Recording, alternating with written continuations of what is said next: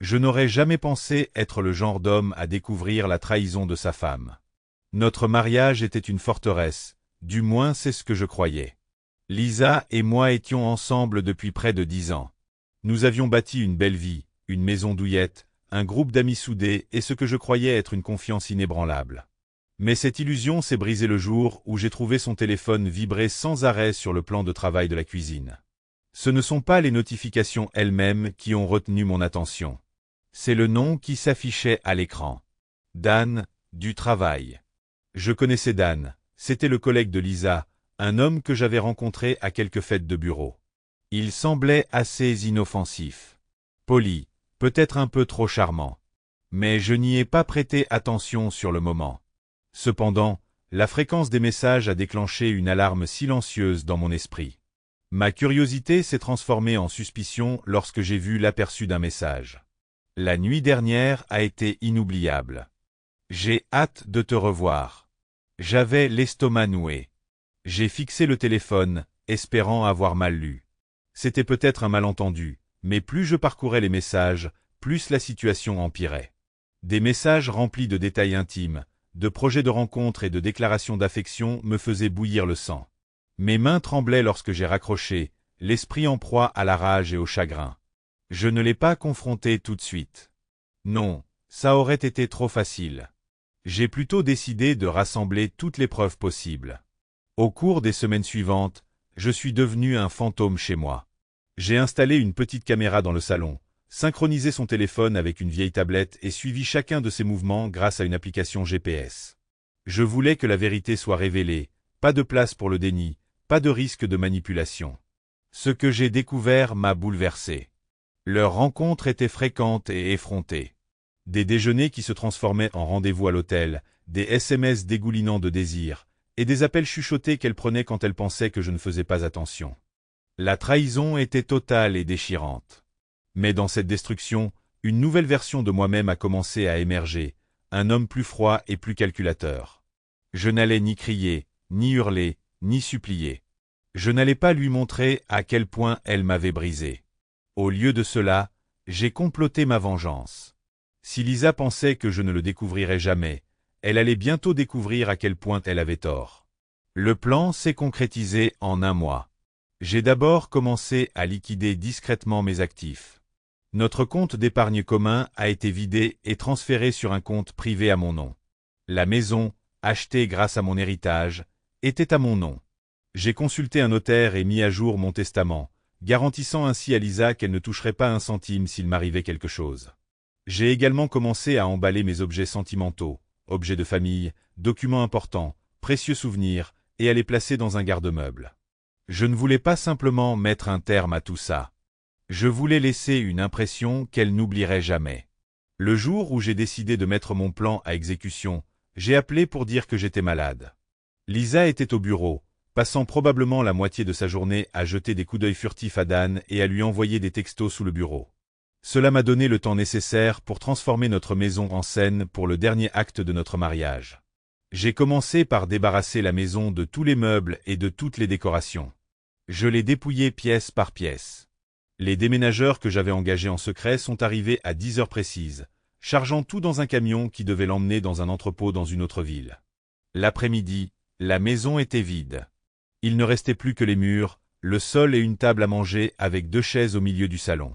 Sur la table, j'ai déposé une enveloppe Kraft et une rose rouge. Avant de partir, j'ai apporté une dernière touche.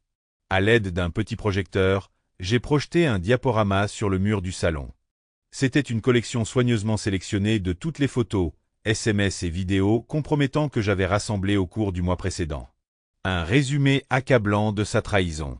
Satisfait, j'ai verrouillé la porte, je suis parti et je me suis dirigé vers un hôtel proche pour attendre.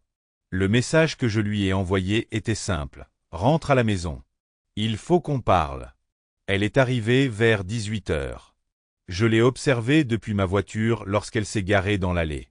La silhouette de Lisa s'est arrêtée devant la porte, remarquant probablement le vide inquiétant à travers les vitres dépolies. Elle entra, et j'imaginais sa confusion en contemplant la maison déserte.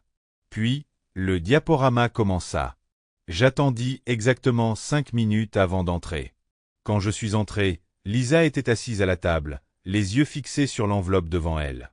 Son visage était pâle, ses mains tremblaient.